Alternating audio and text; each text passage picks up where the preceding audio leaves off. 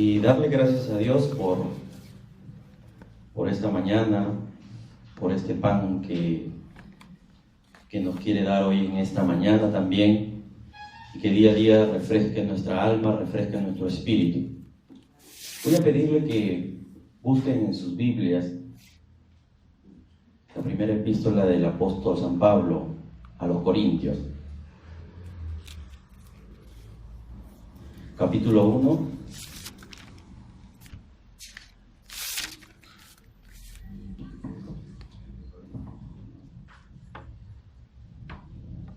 capítulo 1, versículo 10 al 17. Y vamos a ponernos de pie y darle lectura bíblica con el tema que se titula La unidad. Amén. ¿Sí lo encontraron? A ver, vamos dando tiempo. 1 Corintios, capítulo 1, versículo 10 al 17. Amén. ¿Sí? La palabra de Dios dice en el nombre del Padre, del Hijo y del Espíritu Santo, dice: Os ruego pues, hermanos, por el nombre de nuestro Señor Jesucristo, que habléis todos una misma cosa, y que no haya entre vosotros divisiones, sino que estéis perfectamente unidos en una misma mente y en un mismo parecer. Porque he sido informado acerca de vosotros, hermanos míos, por los de Cloé, que hay entre vosotros contiendas.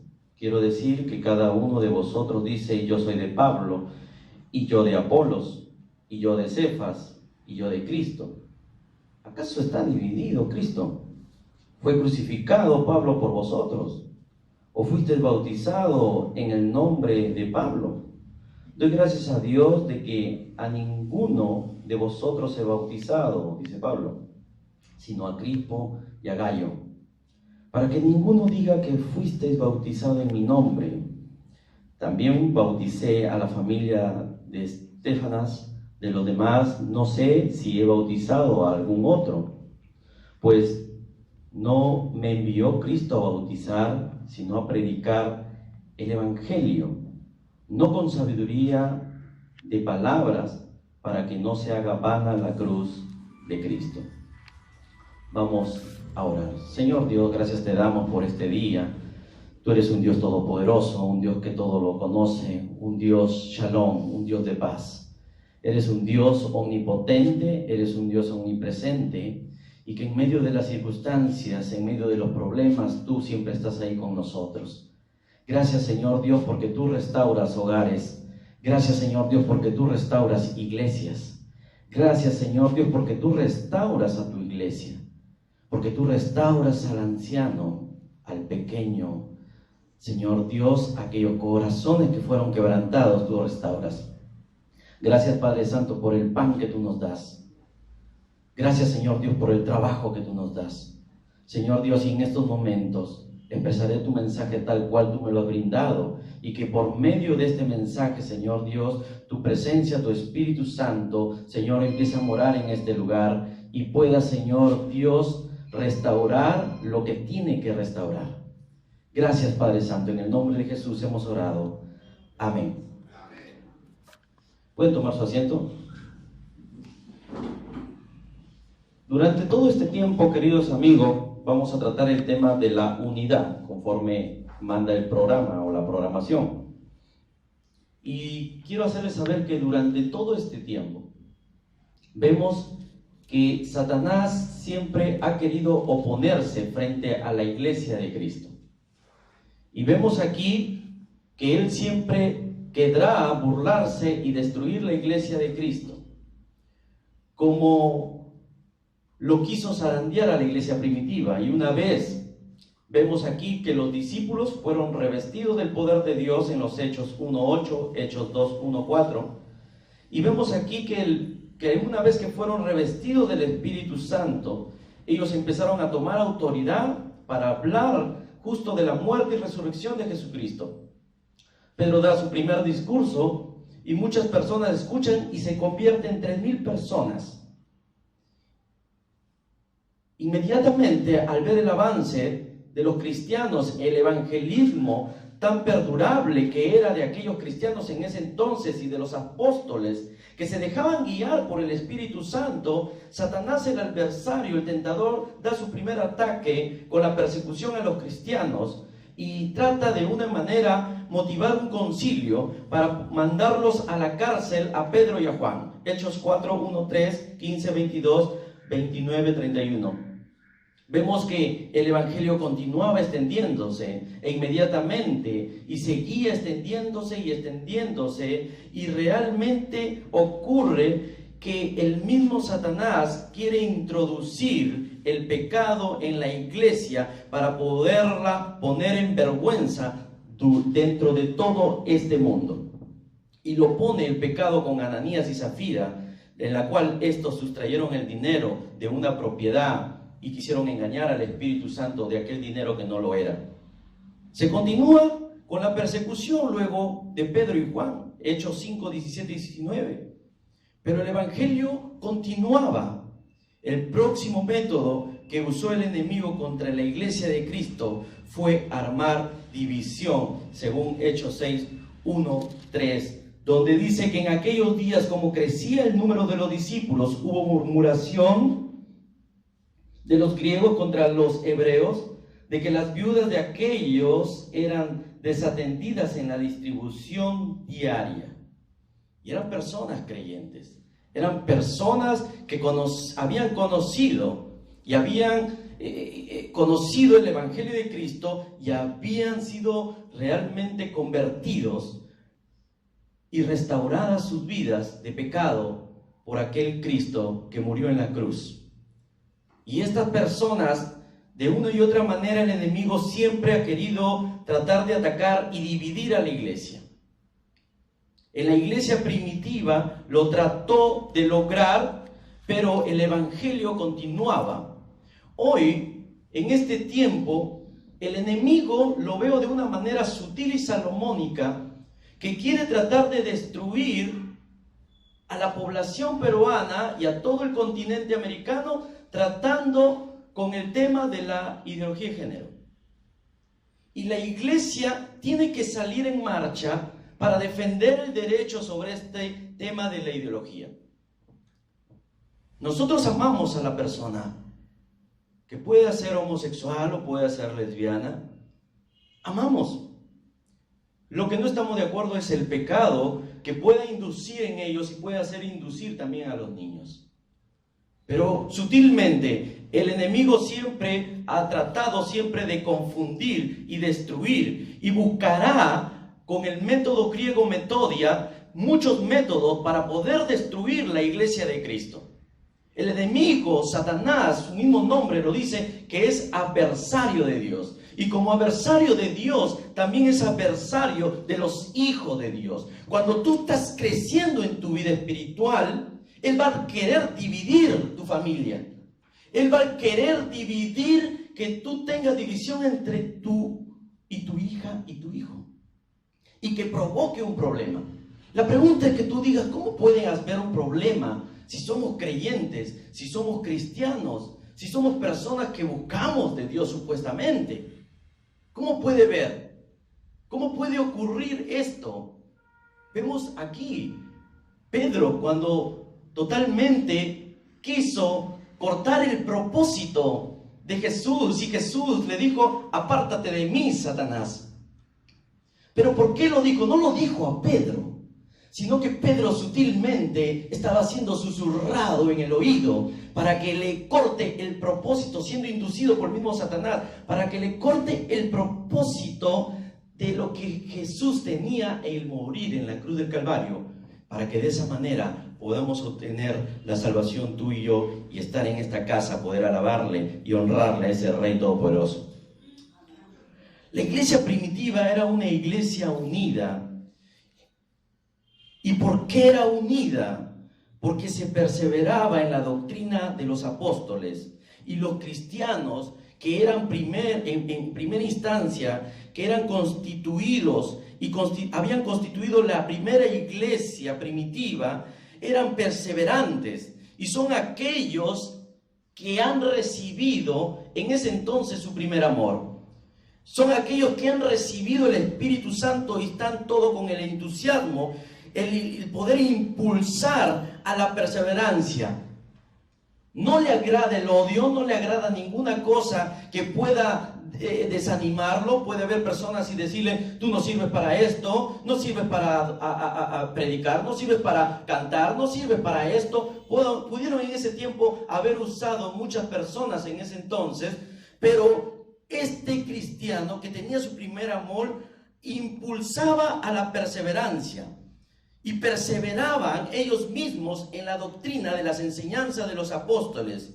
Su ocupación era dejarse guiar por las enseñanzas de las sanas escrituras de la palabra de Dios, y con ello les servía para edificación espiritual del creyente y su madurez espiritual.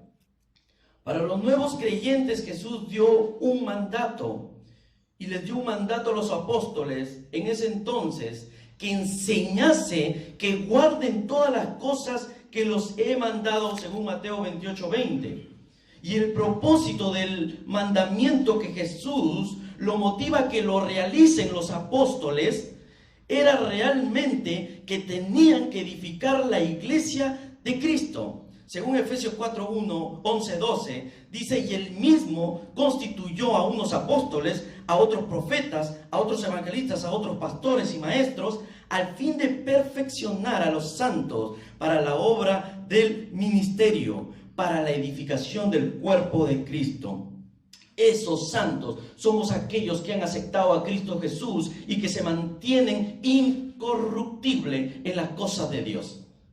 Incorruptible en las cosas de Dios. Puedo haber flaqueado, puedes haberte realmente caído y haber regresado nuevamente en el pecado, pero déjame decirte que Cristo te extiende la mano y Él está tocando la puerta de tu corazón para que tú puedas volver y regresar y servirle con el mismo ánimo, con el mismo entusiasmo que lo hiciste en tus primeros inicios. Entonces Dios está tocando la puerta de tu corazón y te está diciendo: ven, aquí te estoy esperando. Ven, porque yo te considero como si fueras un hijo pródigo, mas no una oveja que se extravió. Porque hay que saber la diferencia entre una oveja que se extravió y el hijo pródigo. La oveja que va en busca del pastor. El hijo pródigo tiene que tomar su misma decisión.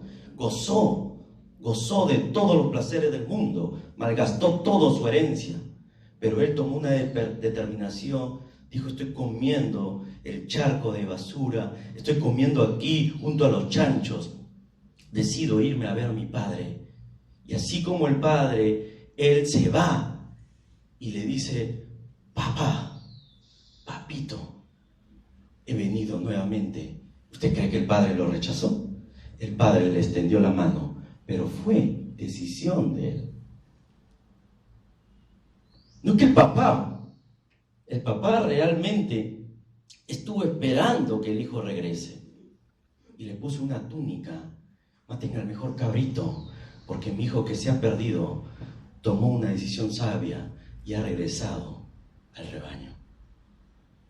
La edificación del cuerpo equivale al desarrollo armónico del mismo. Los discípulos de Jesús son miembros en un cuerpo y piedras vivas en un edificio. Como tales deben crecer. En 1 Pedro 2:5 dice: vosotros también, como piedras vivas, edificados como cosa espiritual y sacerdocio santo, para ofrecer sacrificios espirituales aceptables a Dios por medio de Jesucristo. El propósito del mandamiento de Jesús que llevaban los apóstoles en el inicio de sus iglesias, de las iglesias que formaban, fue que cualquier actividad del cristiano dentro de la iglesia ha de ir orientada a la edificación. Y dentro de la unidad, dentro del propósito que ellos sentían, es que tenían un mismo pensar, tenían una misma mente, un mismo propósito. Y el propósito no era arruinar a la iglesia. El propósito era edificar la iglesia de Cristo. Y Romanos 15:2 dice: cada uno de nosotros agrade a su prójimo en lo que es bueno para edificación. y este tiene un propósito de que todos lleguemos a la unidad de la fe.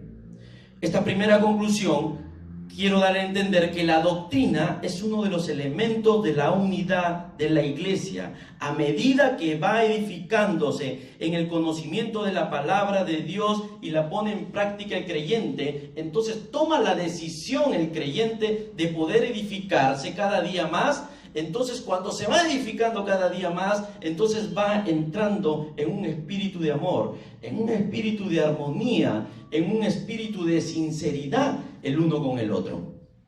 Porque de esta manera la madurez empieza a notarse en este creyente y empieza realmente a madurar. Y madura de manera de pensar, conforme dice 1 Corintios 14:20. Hermanos, no seáis niños en el modo de pensar, sino sed niños en la malicia. Entonces, cuando se realiza un análisis en un creyente que su vida ha madurado en su vida espiritual, entonces esta persona quiere expresar sus dones, quiere expresar sus talentos, quiere tener una responsabilidad dentro de la iglesia, y el fundamento bíblico me habla realmente quiénes son estos hombres o mujeres. Hechos 6:3 me dice: busca pues, hermanos, de entre vosotros a 7 varones de buen testimonio, número 1, llenos del Espíritu Santo y de sabiduría, a quienes encarguemos este trabajo y que sirvan las mesas, y que tenían el propósito de servir las mesas de las viudas, para las enseñanzas. Respecto a las enseñanzas, cualquier cargo que sea, entregarle las enseñanzas en manos fieles de una persona que se mantiene fiel, idóneo para estas enseñanzas, conforme Pablo lo aconsejó a Timoteo: lo que has oído de mí ante muchos testigos, esto encarga a hombres fieles que sean idóneos para enseñar también a otros. La doctrina bíblica no es negociable, es inalterable e inmovible a lo largo del tiempo. El segundo elemento que vemos y apreciamos en la iglesia primitiva, su unidad, su fuerza, vemos que la iglesia primitiva era que tenía una comunión mutua. Y la comunión, querido amigo, querido hermano, es la realidad espiritual, es tu vida espiritual, el cómo tú estás comprometido con Dios. Si tú estás mal, conforme te dije, Dios está esperando y está tocando la puerta de tu corazón. Aquellas personas que tienen una comunión íntima con el Creador, con el Omnipotente, entonces te sientes como algo nuevo y tienes una relación nueva con Dios que une realmente también a todos los creyentes. Y esta comunión no es solo un asunto horizontal, no es solamente un asunto horizontal, sino es un asunto esencialmente vertical, ya que nos muestra su comunión verdaderamente, que es con el Padre y con el Hijo Jesucristo, conforme lo dice en 1 Juan 1:3. Lo que hemos visto y oído, esto es a lo que hemos visto, para que vosotros tengáis comunión con vosotros, y nuestra comunión verdaderamente con el Padre y con su Hijo Jesucristo. Por lo tanto, debe entenderse que la salvación es el llamamiento celestial que se hace a la comunión con Cristo. Y cada cristiano que está vinculado con el Hijo y entiende los propósitos del amor para con su iglesia, entonces se vincula con sus hermanos. Esta es la unión vital de cada uno con el Señor. Cada creyente está tratando de amar a su hermano por medio de la unión vital con Cristo, que hace por medio de su Espíritu Santo. Los creyentes de la iglesia primitiva estaban viviendo día a día, siendo guiados por el poder del Espíritu Santo. Y aquí vemos una iglesia fortalecida. Pero Satanás fue tan astuto que fue más adelante, Pablo fue a predicar a los corintios, creó la iglesia de Corintios, dejó a alguien ahí para que pueda continuar con el evangelio en sí en Cristo Jesús, y de repente llega el momento que ocurre pleitos entre ellos mismos en la iglesia de Corinto.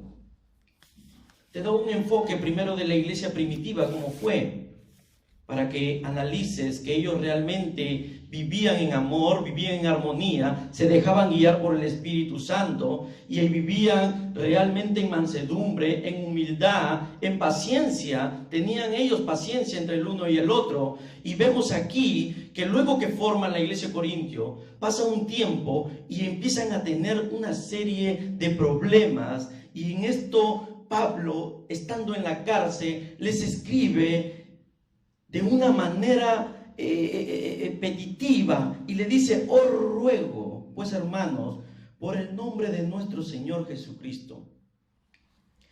Y aquí vemos que al ver Pablo, al ser os ruego, esta palabra menciona el mismo Pablo quería ayudar a corregir sus pecados y sus defectos. El mismo Pablo. Todos los líderes que estamos aquí, querido amigo y querido hermano, tenemos esa opción de ayudar a las personas a corregir su pecado y sus defectos que pueda tener cualquier tipo de persona. Pero hay un solo requisito: que abras tu corazón y te dejes ministrar por lo que tu pastor o tus líderes o tu maestro te dé en enseñanza y tú lo pongas en práctica. Porque si tú cierras tu corazón y no quieres dejarte ayudar, y tú dices: bueno, no me voy a dejar ayudar, no me voy a dejar ayudar de los maestros, no me voy a dejar ayudar de los pastores, no quiero absolutamente que me ayude nadie, entonces estás cerrando tu corazón. Y cuando cierras tu corazón, te estás dando tu cabida a la rebeldía y al egocentrismo que tú llevas y que puedes destruir a la iglesia de Cristo. Porque es fácil, se pueden levantar líderes egocentristas dentro de una iglesia y la pueden fácilmente destruir. La pueden fácilmente provocar una desunión y una distorsión. Para eso ha puesto pastores, líderes, para que puedan combatir ante los errores que pueda darse en esta parte. Y aquí Pablo nos habla claramente que él quería ayudar y corregir sus pecados y sus defectos. Y aquí él mismo los llama hermanos con la finalidad de armonizar, con la finalidad de que no se alteren ni se irriten con la carta que desde la cárcel la está enviando. No estaba presente, pero él en espíritu menciona que estaba presente. Y todos, dice él, han sido llamados a una comunión con su Hijo Jesucristo, nuestro Señor. Ahora, conforme dice en 1 Corintios 1:9, dice: fiel es Dios por el cual fuiste llamado a la comunión con su Hijo Jesucristo, nuestro Señor.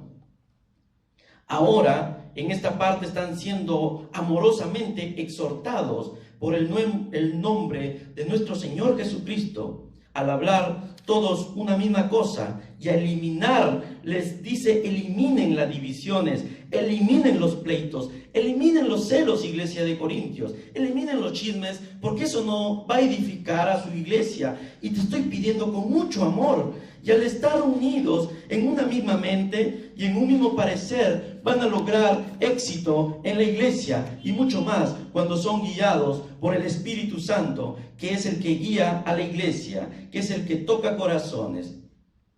Para que una iglesia local sea espiritualmente saludable, armoniosa y eficaz, debe haber sobre todo una unidad doctrinal, conforme lo llevaban los apóstoles.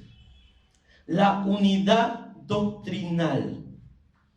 ¿Por qué la unidad doctrinal? Porque puede entrar una doctrina que puede ser errónea y puede armar una división. Por ejemplo, puede entrar y decir, como una vez lo dije sobre los mormones, y decir: podemos practicar la bigamia en el ejército de salvación.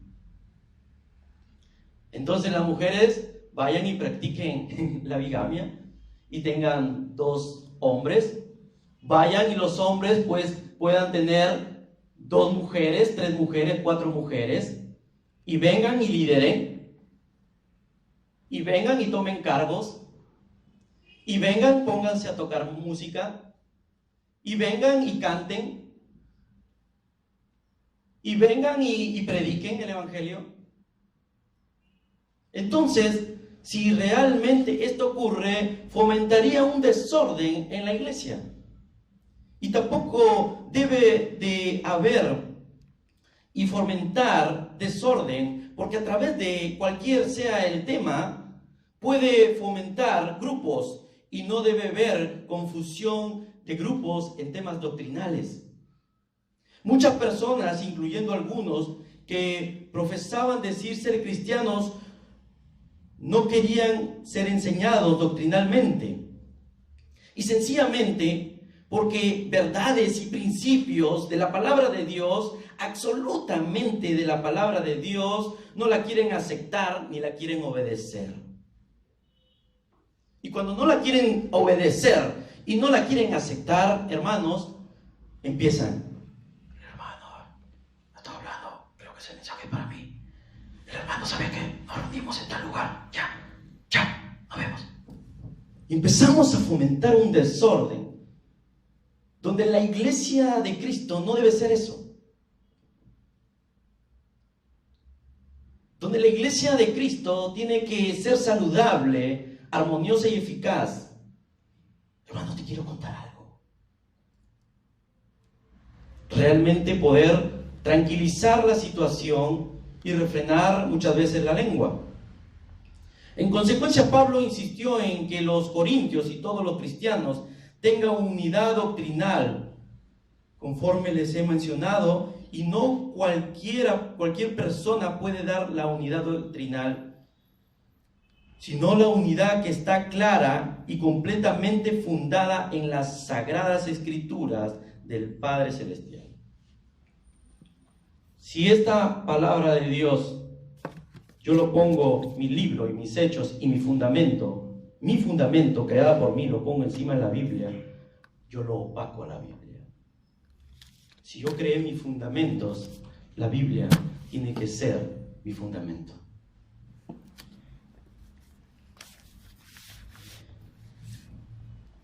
En la iglesia de Corintio existían preferencias de personalidades y estilos de enseñanzas.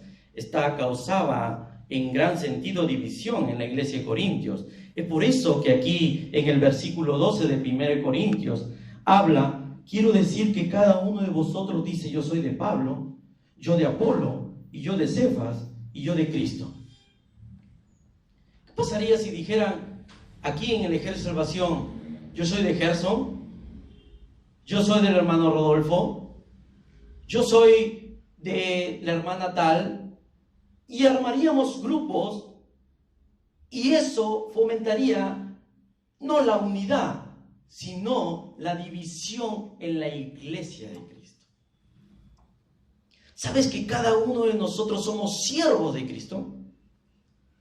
Somos siervos, y Dios ha instituido evangelistas, Dios ha instituido pastores, Dios ha instituido maestros, y cada uno con su rubro realmente sirve para edificar a la iglesia y no para hundirla a la iglesia. Porque si tú armas grupo, entonces ándate a la barra de Alianza Lima, ándate a la barra del Cristal, ándate a la barra de Barcelona, porque ahí creo que te van a aceptar. Entonces le hablo con la autoridad de Cristo, realmente que estas cosas pasaban también en los corintios, y los corintios trataban de buscar su personalidad, su estilo de enseñanza. A mí me gusta él, a mí me gusta el otro, a mí me gusta este de aquí, a mí me gusta, y qué pobreza espiritual realmente pasaban los corintios. Había un concurso de popularidad, y es evidente y clave para la unidad.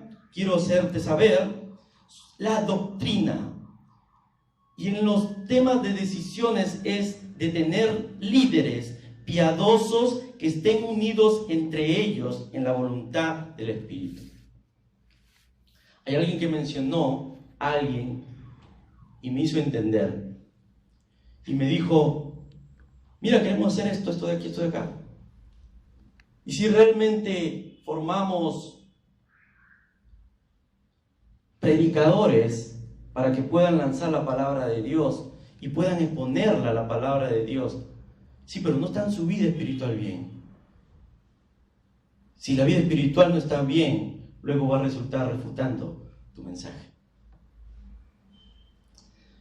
No quiero retroceder atrás, pero fue una de las consecuencias en tal sentido de la división en tal tiempo. Los hombres que no viven en comunión con el Señor y que no están bien formados en su palabra, no tienen la posibilidad de reconocer la santa palabra, la sana doctrina. Sin conocer la palabra de Dios, la puede transcribir a su manera, la puede cambiar a su estilo y no puede percibir sobre la hermenéutica, sobre realmente la exégesis, no puede examinar bien y puede percibir errores, traerlo a la iglesia de Cristo y armar la división. Por eso la doctrina es principal y tienen que ser realmente hombres que realmente estén dando buen testimonio a la iglesia de Cristo, porque si no fomentaría división. Se los digo en el amor de Dios. La iglesia pasaba esta circunstancia y tenemos un gran ejemplo que fomentó un desorden, porque realmente también hubo un acto de disciplina, según 1 Corintios capítulo 5, un acto sexual entre una madrastra y un hijastro, y había un incesto, que tenían relaciones, y nadie le decía nada en la iglesia de Corintios. Absolutamente nadie tomaba valor de decirle. No sé si en ese momento se acusaban entre ellos mismos. No sé si en la iglesia de Corintio había divisores ahí, grupos, y decían, no, yo soy de este de aquí, voy a llamar y voy a mandar cartas a Cefas, voy a mandar cartas a Pablo, hasta que Pablo le llegó la carta y les exhorta y les dice, os ruego pues hermanos, por el nombre de nuestro Señor Jesucristo, que habléis todos una misma cosa.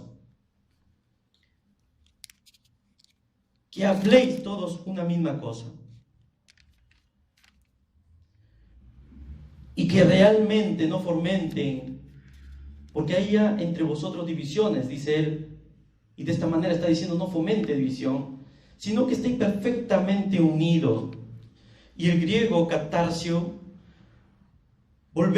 quiere decir volver a juntar algo que está separado, y que hay un Dios todopoderoso que a través de Pablo lo usa por medio de esta carta para que pueda unificar los líderes que estaban en ese entonces por medio de esta carta, exhortándolos con amor y diciéndoles sean de un mismo parecer, de una misma mente. Y aquí de una misma mente, pues quiere decir que tú tengas el mismo pensar doctrinal en las cosas de Dios y de un mismo parecer. Podemos tener diferencias, pero en tema bíblico, hermano, no podemos tener diferencias. Hay muchas enseñanzas buenas, hay muchas enseñanzas que he aprendido durante mi proceso espiritual, muchas enseñanzas del hermano Helio, muchas enseñanzas en tal sentido de otros mentores, muchas enseñanzas que he aprendido de vuestro pastor en este tiempo, muchas enseñanzas que he aprendido de los mayores Rojas. Y qué bueno que Dios prepara a su iglesia y pone a sus pastores para que pueda dirigir y restaurar su iglesia. El tema es que tenemos que someternos a vuestros pastores para poder de una y otra manera, formar la unidad en Cristo Jesús. La causa de la división se encuentra en 1 Corintios 3, 1, 3. Lo voy a dar lectura.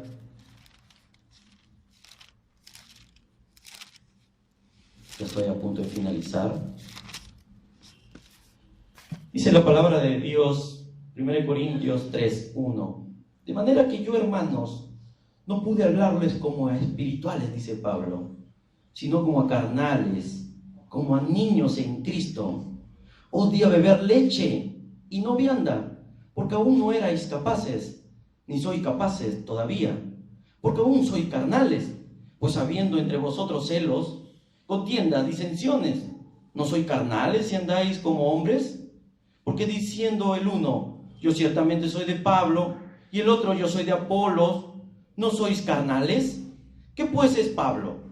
¿Y qué es Apolos? Servidores por medio de los cuales habéis creído, y eso según lo que a cada uno concedió el Señor. yo planté, Apolo regó, pero el crecimiento lo ha dado Dios. Somos siervos y el crecimiento lo da Dios. Y aquí vemos que la iglesia de Corintio tenía un producto de carne, les dice, son carnales. Y carnales, sarquíneos en el griego, significa carnoso.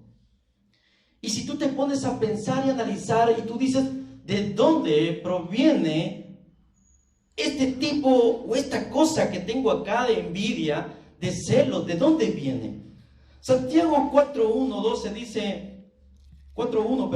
dice, ¿de dónde vienen las guerras y los pleitos entre vosotros? ¿No es acaso de vuestra pasión en la cual buscan disoluciones?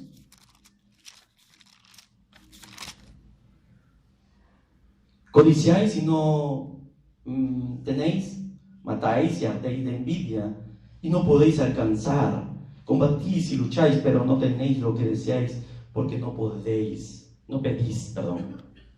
Y vemos aquí que los síntomas de la división en tal sentido tendrá que ser contrarrestada. Aquellas personas que hay celos, aquellas personas que tienen contiendas, aquellas personas que están andando en la carne y son frutos de la carne, conforme nos habla Gálatas capítulo 5 versículo 18, dice, pero si soy guiado por el Espíritu, no estáis bajo la ley. 19, y manifiestas son las obras de la carne, que son adulterio, fornicación, inmundicia, lascivia, idolatría, hechicería, enemistades, pleitos, celos, iras, contiendas, disensiones, herejías. Y aquí habla, envidias, homicidios, borracheras, orgías y cosas semejantes a estas, acerca de las cuales os amonesto, dice Pablo, como yo le he dicho antes, que los que practican tales cosas no heredarán el reino de Dios. No heredarán el reino de Dios. ¿Cuál es el antídoto, se podría decir? Primera de Tesalonicenses, y con eso estoy finalizando. 5, versículo 23. Y el mismo Dios de paz os santifique por completo todo vuestro ser, espíritu, alma y cuerpo, sea guardado irreprensiblemente. Lo que te quiero dar a entender, que cuando tú empiezas a vivir en el Espíritu, hermano mío, y tú le abres tu corazón a Cristo, entonces Cristo empieza a trabajar en tu corazón. Entonces Cristo empieza a trabajar con los problemas de tu alma que tú tienes. Cuando nosotros empezamos a andar en el Espíritu, entonces vamos a tener una misma manera de pensar. Entonces vamos a tener un mismo sentir por los demás que están afuera. Entonces ya no va a haber chismes, no va a haber murmuraciones.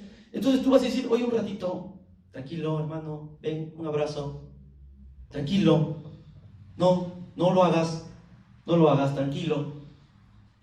Entonces ambos vamos a empezar a ayudarnos, vamos a empezar a edificarnos y vamos a darle la gloria a ese Dios todopoderoso, porque tú y yo somos siervos, y como siervos tenemos que ayudar a la iglesia a unificar cada día más y no a hundirla. La pregunta es, conforme dijo Moisés, y según un historiador, si no me equivoco, de Adam Smith, donde hace mención que tiene el creyente entregarle y abrirle su corazón para que Dios cotidianamente vaya moldeando y perfeccionando a través de las Escrituras la palabra de Dios. Cuando existe división en tu corazón, empieza a surgir envidias, celos, el ego te empieza a atrapar. el ego empieza a atraparte y tú empiezas excesivamente a creerte, a valorarte tú mismo, que tú eres. Y tú dices, bueno, yo soy un mejor cantante. Tú dices, bueno, yo soy un mejor predicador. Bueno, yo soy un mejor hogareño. Y empieza a surgir en ti el ego, y ese síntoma empieza a crecer la soberbia, y la altivez y la arrogancia y el engreimiento y la inmodestia. Y cuando empieza a crecer, ya no te interesa. Entonces empieza a crecer en la iglesia una política malévola. Porque los políticos lo que hacen es destruirse el uno con el otro para salir ganador. Yo lo he vivido un montón de veces eso. Y no voy a hablar del tema, porque he venido a hablarte de la vivencia de Pablo. Pero sí, en la iglesia de Cristo no puede haber política malévola. Vamos a ver cómo lo destruimos, vamos a ver cómo lo atacamos. No, eso no debe existir. Debe existir el amor.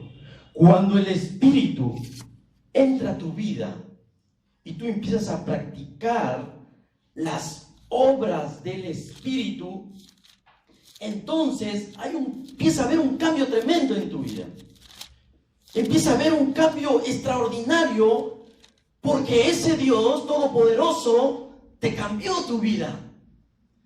Entonces, cuando tú, siendo cristiano a medias tintas, probablemente, no lo sé, llega un momento que tu vecino te dice, este cristiano venía y me gritaba todas las veces y manchaba el nombre de Cristo, pero cuando fue tocado, ahora es una mansa palomita. ¿Qué le pasó? ¿Qué le ocurrió? Es que esta persona determinó entregar su vida a Cristo y dijo, yo quiero cambiar, Señor, ayúdame a cambiar, quítame todo esto, no quiero ser un hombre rebelde con mi esposa, no quiero ser un hombre rebelde con mi prójimo, entonces ayúdame a cambiar. Y Cristo lo cambia, y ahí se hace realidad en él, en esa persona que cambió su vida a Cristo, se hace realidad que todas las cosas viejas pasaron y ahora se identifica con Cristo Jesús, porque las cosas viejas pasaron, ahora son hechas nuevas en Cristo Jesús. Entonces, cuando tú piensas a vivir en el Espíritu, entonces practica lo que dice Efesios 4:3, donde dice Pablo, solicito en guardar la unidad del Espíritu en el vínculo de la paz. Cuando tú guardas la unidad entre el Padre, el Hijo y el Espíritu Santo, entonces el Espíritu Santo empieza a trabajar en tu vida. El Espíritu Santo empieza a trabajar en tu corazón, porque tú le has dicho, éntrame. Señor Dios, moldéame, purifícame, límpiame como hisopo. Entonces el Espíritu Santo empieza a trabajar y empiezas a vivir en unidad. Eres uno solo. En el reino humano, 1 más 1 más 1 más 1 es 4. En el reino celestial, 1 más 1 más 1 es 3, más 1 tú es 1 en el Señor. Padre, Hijo y Espíritu Santo empieza a vivir en tu vida, y cuando empieza a vivir en tu alma, cuando empieza a tomar el control, empieza a tomar tu control, el control Cristo de tu alma, tu espíritu y tu cuerpo. Entonces cuando se te presenta cualquier tentación, no te hace efecto, porque tú tienes a Cristo en tu corazón. Y cuando tienes a Cristo en tu corazón, empieza la iglesia a querer amar entre los unos con los otros. Tu padre que lo odiabas, empiezas a amarlo. Tu madre que lo odiabas, empiezas a amarlo. La persona que te hizo mucho daño y que habló mal de ti, empiezas a amarlo. Entonces, cuando realmente ocurre esto, se hace realidad lo que dice el versículo 2. Empieza a haber humildad en tu vida. Empieza a haber mansedumbre en tu vida. Empiezas a soportar con paciencia los unos con los otros por el amor que Cristo te ha dado. Empiezas a vivir en el vínculo del amor. Y el vínculo del amor, hermano mío, es perfecto.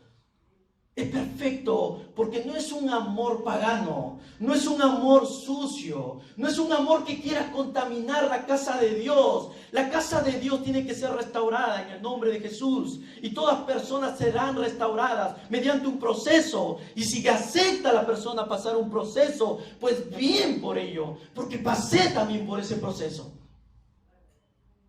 Y le doy gracias a Dios porque aprendí, porque sé que hubieron hermanos que estuvieron orando por mi vida. Le doy gracias a ese Dios Todopoderoso. Le doy gracias porque sin Él no soy nada, hermanos. Mi profesión no es nada. Soy ingeniero civil, pero cuando entro a la casa de Dios soy un hijo de Dios igual que tú y yo. Y tenemos que empezar a vivir en armonía. Ábrele solamente tu corazón a Dios. Ábrele tu corazón al Creador para que Dios realmente moldee lo que tiene que moldear, restaure lo que tiene que restaurar, porque Él es el único que restaura. Voy a pedir que nos pongamos de pie y vamos a adorar a ese Dios Todopoderoso. Quiero que cierres tus ojos ahí y tú ahí con Él. Yo no soy Dios, yo solamente soy un servidor de Dios. Y le puedes decir: Señor Dios, toca mi corazón, toca mi vida, quiero cambiar. Quiero que esta iglesia crezca. Los principios de Catherine Murphy y William Booth hicieron claramente que si no hubiese amor dentro de las iglesias, el ejército de salvación no sería como el que ella dirigió. Y decaería, y decaería, y decaería. Si no hubiera visitas a los enfermos, y a los ancianos, y a los jóvenes, el ejército de salvación, y a los perdidos, el ejército de salvación no sería como realmente inició en el tiempo de Catherine Booth. ¿Sabes que un tiempo yo decía: el ejército, no me enseña el ejército, ¿qué voy a hacer? Pero cuando he leído su historia inicial, hermano mío, su historia inicial, con qué avivamiento ellos predicaban la palabra de Dios, con qué unción predicaban. Entonces es tiempo de decir que el ejército de salvación tuvo misión, que la tuvo Catherine Murphy, William Booth, y predicaban con qué avivamiento ellos la palabra de Dios. Fueron instrumentos y fueron usados de gran manera, ellos, sus hijos, su descendencia. Y es tiempo de que el ejército de salvación, ya no hablemos mal, sino bendícelo. Bendícelo en el nombre de Yeshua HaMashiach. Jesús, hermano mío, es el Mesías. Cierra tus ojos y ahí empieza a adorarle a ese Dios. Adórale. Desnúdate tu alma ante el Dios Todopoderoso. Déjate, como dice Moisés, circuncida tu corazón. Y si tú quieres venir aquí a los pies de Cristo y decirle: Señor Dios, ayúdame a unificar mi iglesia, lléname de tu presencia, lléname de tu espíritu, es tiempo que la iglesia empiece a usar a hombres fieles en su palabra. Padre Santo, Padre Santo, Creador de los cielos, y tú que restauraste mi vida, y tú que restauraste la vida de tu iglesia, Señor Dios, ha sido expuesto tu mensaje tal cual tú me lo has brindado, Espíritu Santo. Espíritu Santo, toca corazones en estos momentos.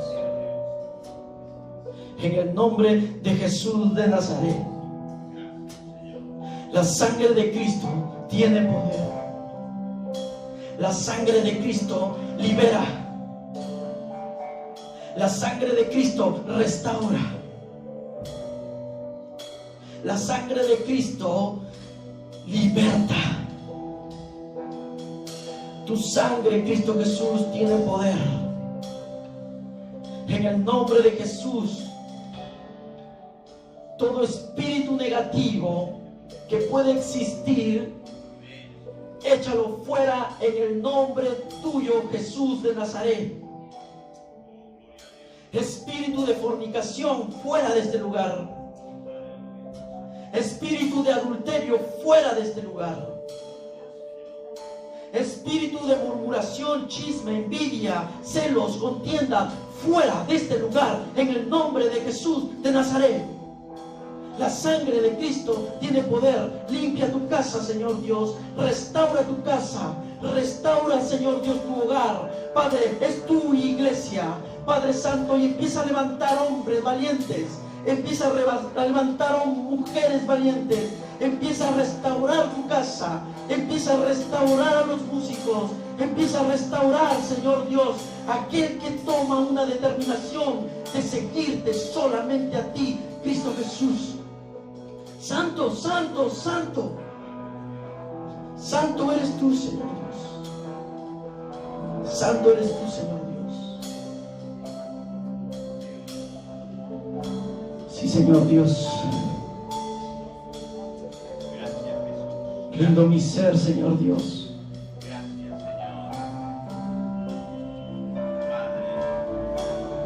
Este es mi deseo. Necesitamos, oh Dios, Honrarte a ti con todo mi ser. Te adoro a ti.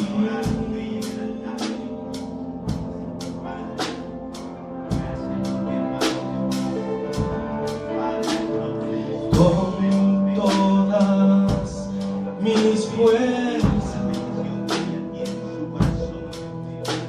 te alabaré.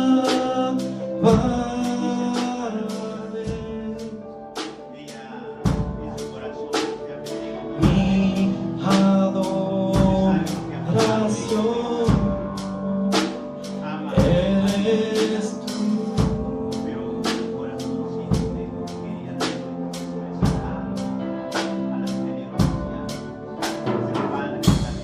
Hoy te rindo mi ser, te doy mi corazón.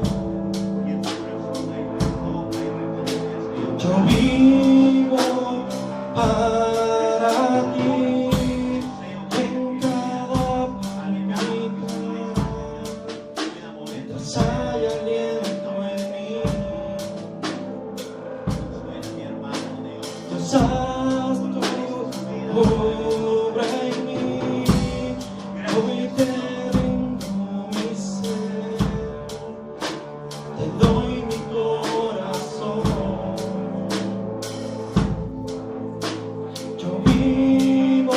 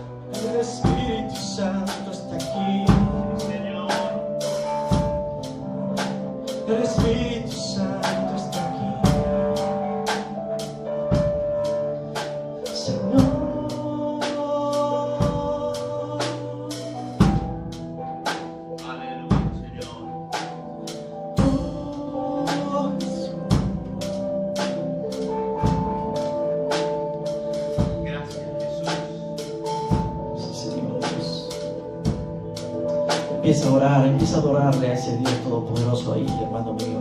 Abre tu corazón. Señor Dios, perdóname, dile, limpia mi corazón, limpia mi vida. Señor Dios, hice mal, hice lo malo ante tus ojos. Ayúdame a unir esta iglesia. Gracias, Señor Jesús. Ayúdame a levantar esta iglesia. Dile ahí donde tú estás parado.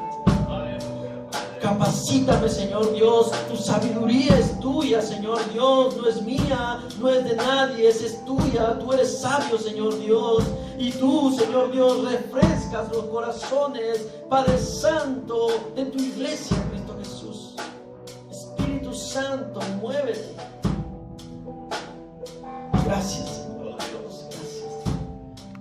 Pedirle a nuestro oficial que eleve una oración.